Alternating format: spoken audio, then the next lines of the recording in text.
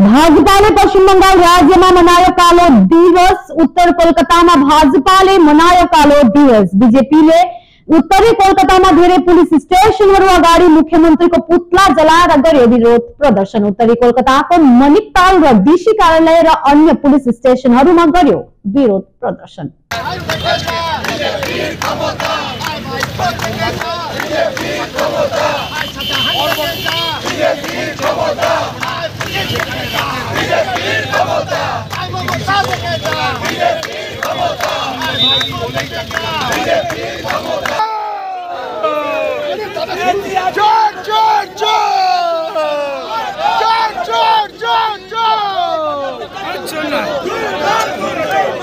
अरे ठोको ना